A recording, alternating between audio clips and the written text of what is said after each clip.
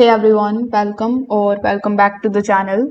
So if you have ever wondered what exactly data structure and algorithms or DSA are and why every programmer keeps talking about them, you are in the right place. In this video, we will be going to break down DSA into the simplest possible terms. You will learn what it is, what's its importance, the most common data structures and algorithms, how you can start from zero and go all the way to hero. So by the end, you will not only understand the basics, but also have a clear roadmap for your DSA journey. So without further delay, let's get straight into it. So first of all, let's understand what is DSA. This is basically the foundation. So I'm going to be introducing DSA to you. So DSA is made of two words. The first word we have here is data structure. So data structures are just ways to organize and store the data in your program. You can think of them like containers. Sometimes you need a drawer, sometimes a stack of boxes, sometimes a tree with branches. Each structure is designed for a purpose. Then we have algorithm. Algorithms are the step-by-step instructions that you give to your computer to solve the problems using those containers. For example, if data is your groceries, then the algorithm is the recipe that tells you how to use them.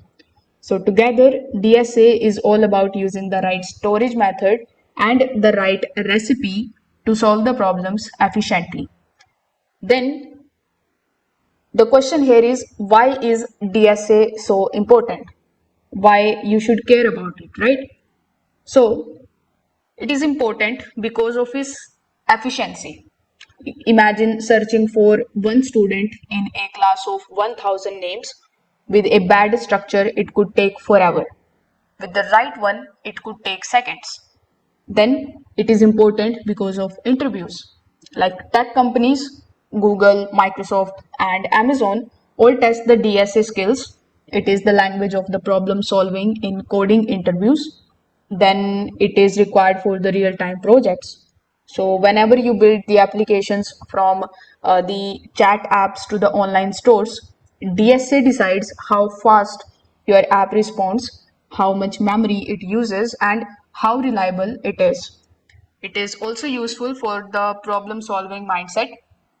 DSA is going to train you to break down the problems logically, which makes you a sharper programmer overall. So, if coding is like building, the DSA is the blueprint and the tools that make your building solid. So, that's why DSA is really important in real time. Now, if we talk about the key data structures, so first of all, in DSA, you need to know about arrays. Arrays are like numbered lockers in a row. Each has a slot, and you can quickly grab what's inside it if you know the number. Then we have linked lists. So instead of lockers side by side, you can think of a treasure hunt.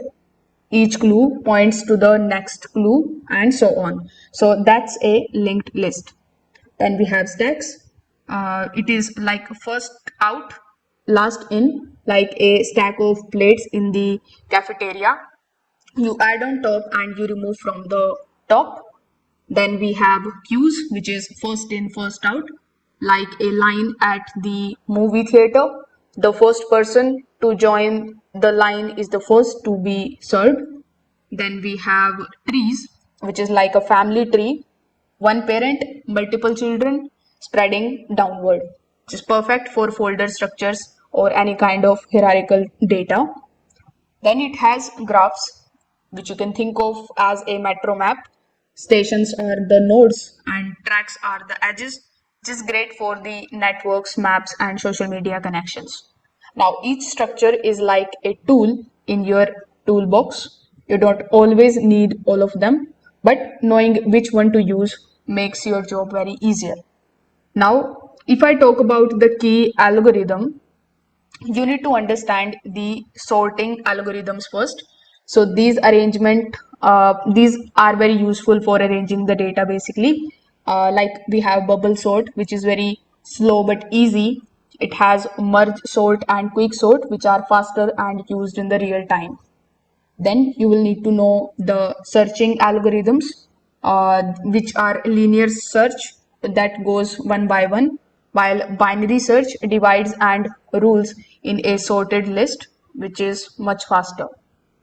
It should have recursions, which will help you in solving the problems by breaking them into the smaller versions of themselves, like looking into a set of Russian dolls, each smaller than the last. Then we have greedy algorithms, making the best choice at each step.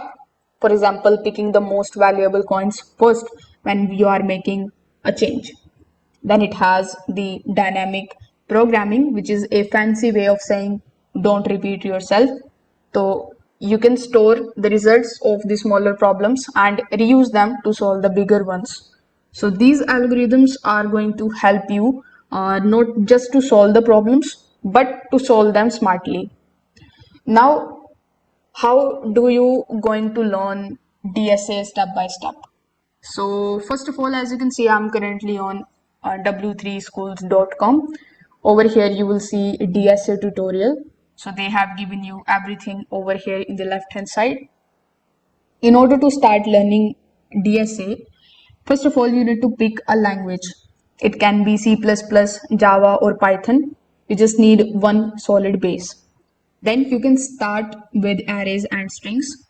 You can do simple problems like reversing an array or checking the palindromes or finding the duplicates. Then you can move to the linked lists, stacks, and queues. You will find all of them over here too. So you can try to implement them from scratch and don't just use the built-in functions. Next, you can learn sorting and searching, which you can also find it over here. You will get the tutorials and everything about DSA on this page.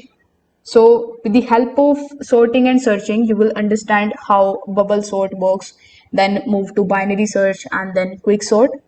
Then you can level up with the trees and the graphs.